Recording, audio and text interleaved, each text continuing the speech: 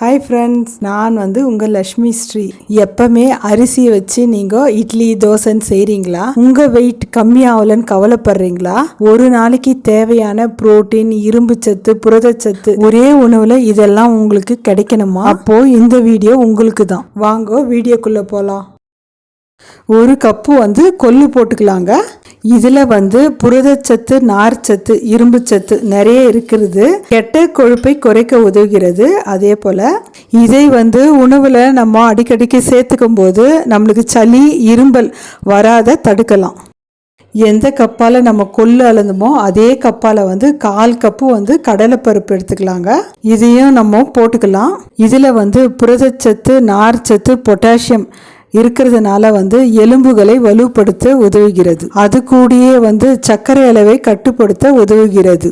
அதே கப்பால் 1/4 கப்பு துவரம்பருப்பு போட்டுக்கலாங்க. நம்ம இதில் உடல் வளர்ச்சிக்கு தேவையான இரும்பு சத்து நிறைய இருக்கிறது. அதே கப்பால் 1/4 கப்பு பாசிப்பருப்பு எடுத்துக்கலாங்க. அதையும் போட்டுக்கலாம். இதை நம்ம உணவில் அடிக்கடிக்கு சேர்த்துக்கும் போது உடல் குளிர்ச்சி தருகிறது. அது கூடியே இதில் புரதம் நிறைய இருக்கிறதுனால எளிதில் ஜீரணமாகும். 1/2 கப்பு கருப்பு உளுத்தம்பருப்பு எடுத்துருக்கோங்க. நீங்கள் வெள்ளை உளுத்தம்பருப்பு கூட போட்டுக்கோங்க. இதில் கால்சியம் மற்றும் மெக்னீசியம் இருக்கிறதுனால எலும்புகள் வலுப்படுகிறது. பெண்களுக்கு இடுப்பு வலி குறைகிறது. இதில் நம்ம தண்ணி ஊற்றி 2-3 டைம் நல்லா கழுவி எடுத்துக்கலாங்க. ஏன்னா மண்ணு தூசெலாம் இருக்கும். கழுவி எடுத்துன்னு வந்துட்டுங்க. இந்த பயிர் முழுகிற அளவுக்கு நம்ம தண்ணி ஊற்றிக்கலாங்க. தண்ணி ஊற்றி ஒரு தட்டு போட்டு மூடி அட்லீஸ்ட் நம்மளுக்கு 8 ஹவர்னால் நல்லா ஊறி வரணுங்க பருப்பு. பாருங்கள், 8 ஹவர் ஆயிடுச்சு. நல்லா நம்மளுக்கு பருப்பெல்லாம் நல்லா ஊறி வந்திருக்குதுங்க. பருப்பில் இருக்கிற தண்ணிலாம் நம்ம வெடித்து எடுத்துக்கலாங்க. பாருங்கள், தண்ணி எடுத்துகிட்டு வந்துட்டேன். இப்போ மிக்சி ஜாரில் நம்ம ஒரு 3 காஞ்ச மிளகாய் போட்டுக்கலாங்க. கொஞ்சமாக நம்ம பூண்டு போட்டுக்கலாங்க. நான் தோல் உரிக்காத அப்படியே போட்டிருக்கேங்க. 1/4 ஸ்பூன் சோம்பு போட்டுக்கலாங்க. இதில் பருப்பு போட்டுக்கலாங்க. நான் நிறைய இருக்கிறதுனால 2 பேட்சாக அரைச்சி எடுத்துக்கலாங்க. இதில் 1 கப்பு தேங்காய் துருவல் போட்டுக்கலாங்க.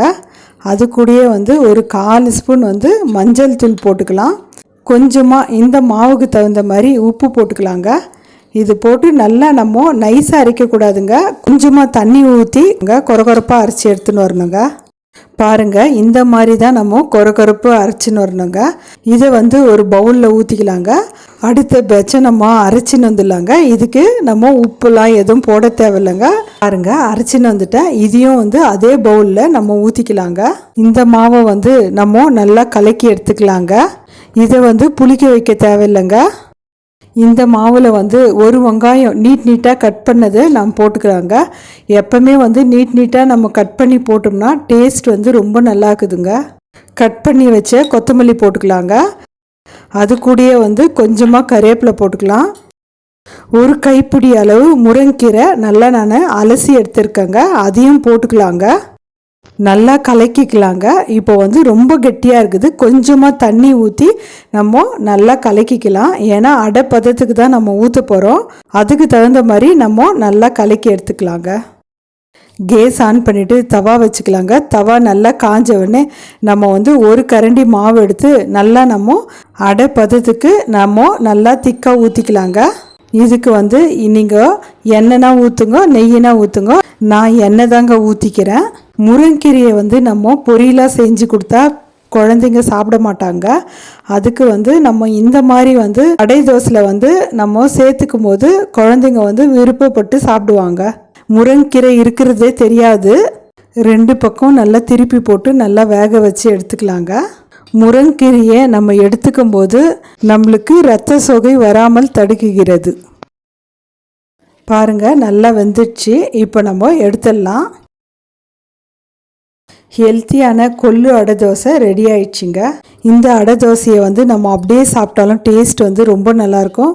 நீங்கள் விருப்பப்பட்ட சட்னி, சாம்பார் எதோடு தொட்டு சாப்பிடும் போதும் டேஸ்ட் ரொம்ப நல்லா இருக்குங்க. சுகர் கண்ட்ரோல் ஆகணும்னு நினைக்கிறவங்களும் சரி, வெயிட் லாஸ் பண்ணணும்னு நினைக்கிறவங்களும் சரி, இந்த மாதிரி உணவை அடிக்கடிக்கு நீங்கள் எடுத்துக்கும் போது உடம்புல நல்லா சேஞ்சஸ் இருக்குங்க.